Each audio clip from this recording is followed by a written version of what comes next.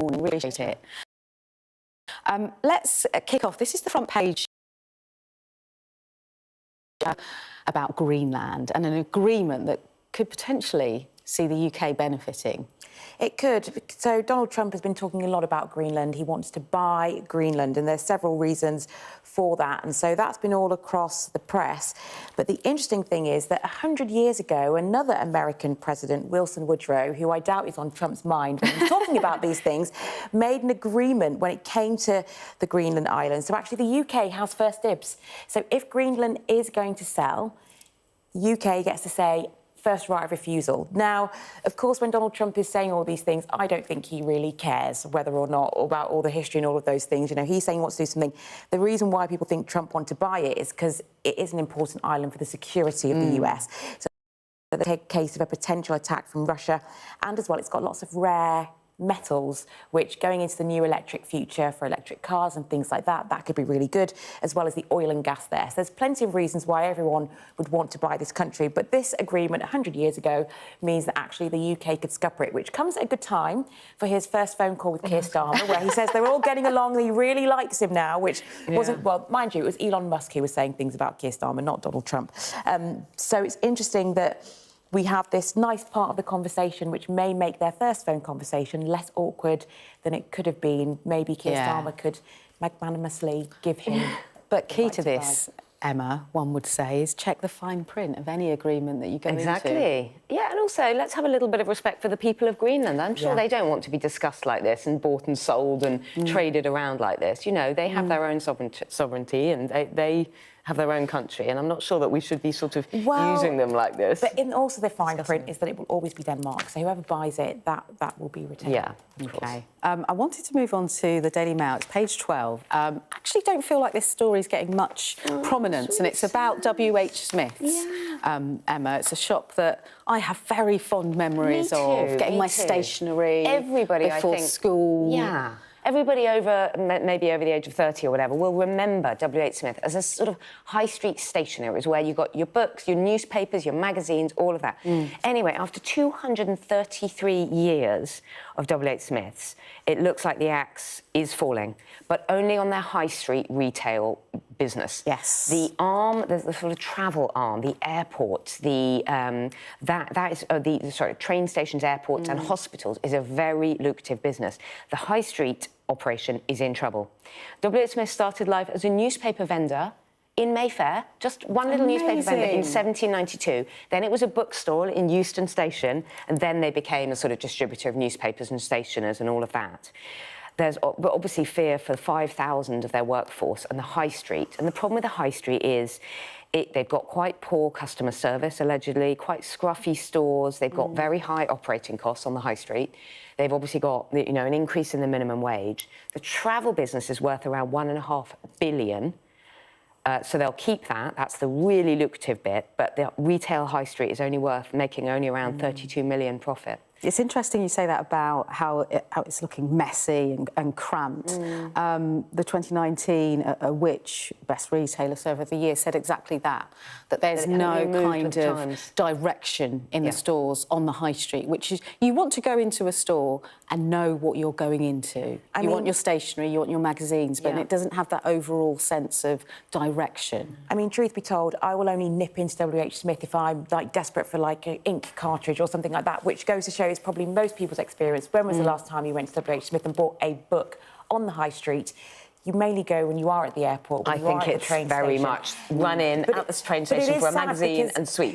Who's going to buy W.H. Smith, and what will those 200 shops become? I hope that it's something that really contributes to the regrowth of the high street, because when you can just shop online, the shopping experience in-store does become so important. So the cramped stuff, the self-service machines, slightly scruffy, and it does look like it's slightly uncared for. And also, it does make a difference. We have to remember stationery itself is in trouble because we're not writing letters and postcards and all those things that we used to do, even buying cards. You know, so much business now is online.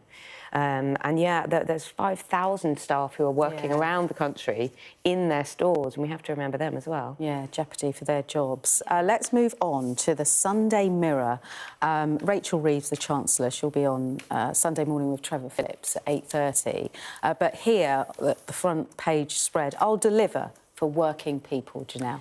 I mean, I've always been a bit apprehensive about this phrase, working people. I think all people across Britain would like to see growth because it affects all of us, not just those of us that work. You know, Rachel Reeves is on the ropes. I think that is without question, that she needs to pull something out the bag that is going to give people something good to say. Because I think after the budget, there's been a lot of negativity. She says that her critics have been opportunistic, but that's what the opposition is here to do. They're here to oppose and to seize on, you know, perceived mistakes. I think she's trying to say that it's, you know, lots of other countries, things are happening that's affecting our, you know, national prosperity, and it's not just down to the things that she's doing.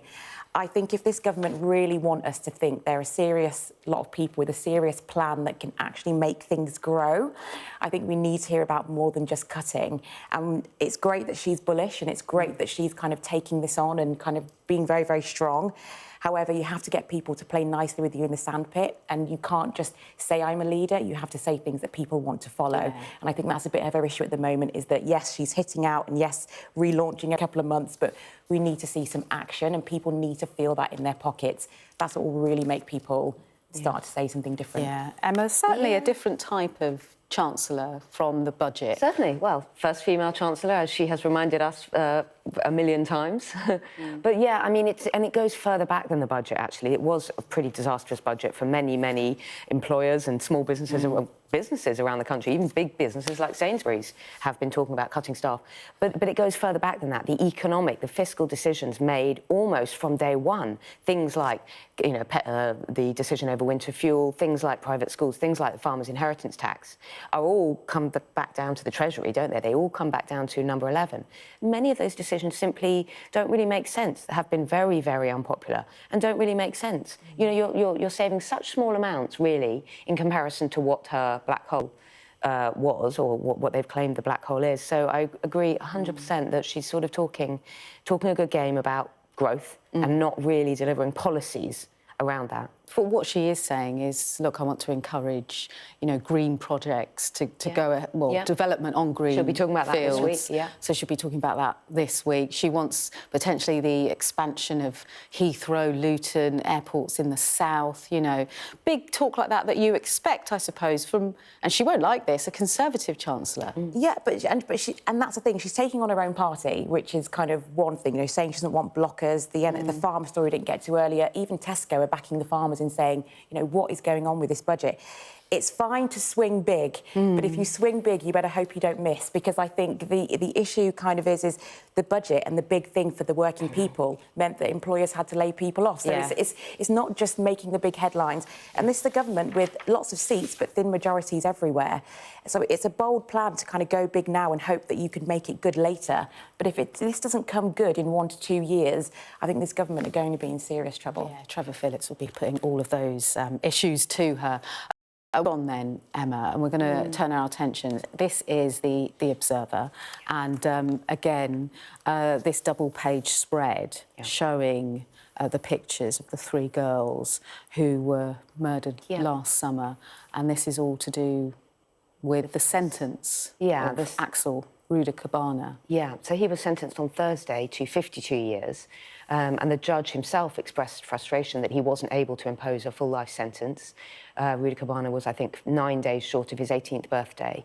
And in The Observer, there's that big double-page spread, and also on the front of the Sunday Times, they have a very interesting, in-depth report into the many failings, or the many missed opportunities, let's say, around Ruda-Cabana and his sort of career, the last few years, his career as someone who was obsessed with extreme violence, his interest in terror attacks, his interest in Nazi Germany, the IRA, the MI5, all of this, his carrying a knife and admitting to carrying a knife on multiple occasions, and how he was failed, how Prevent in the northwest of England, and how Greater Manchester Police, the counter-terrorism police, Prevent was run out of that police station in Greater Manchester, and apparently was staffed by very junior officers, very junior counter-terrorism police.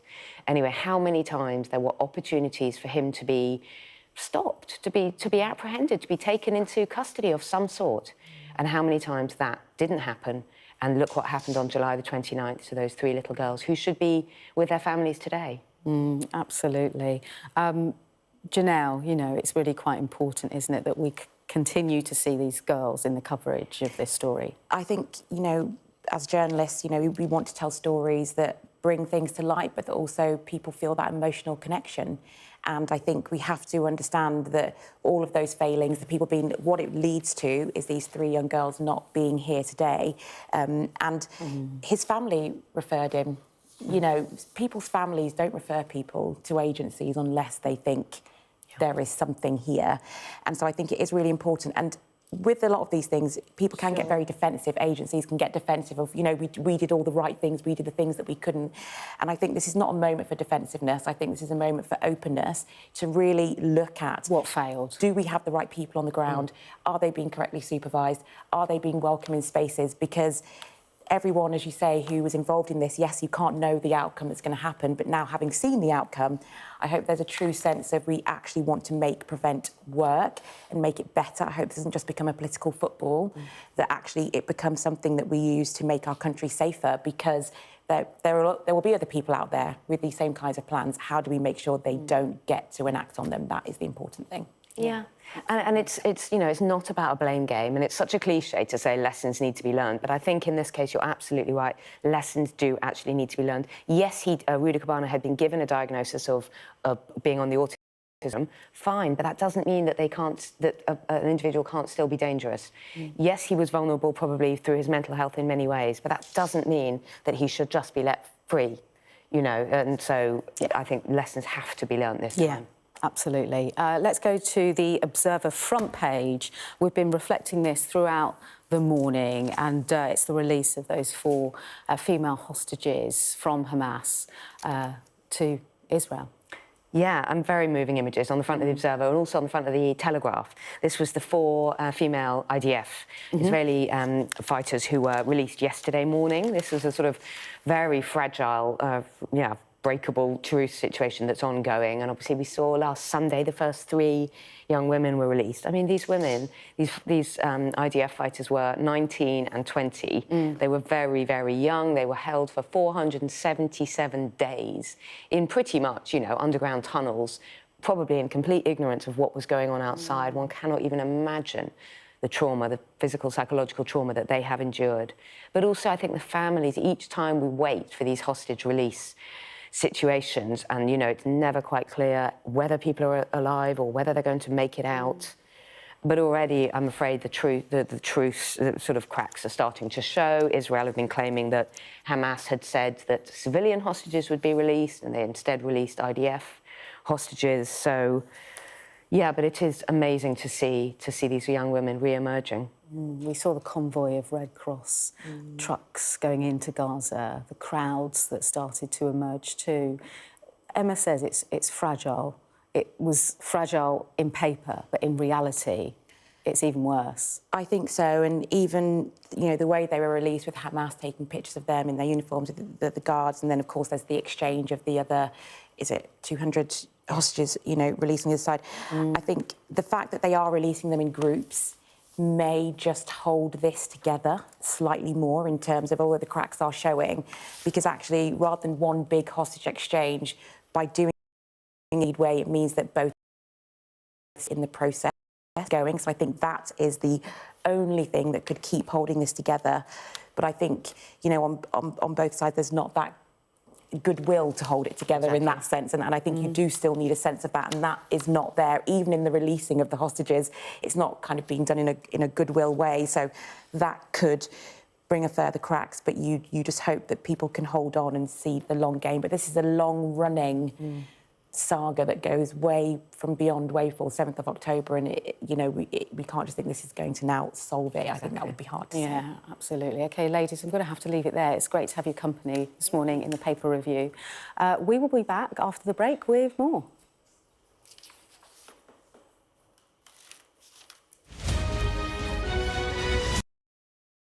Weeknights on Sky News. This is your chance.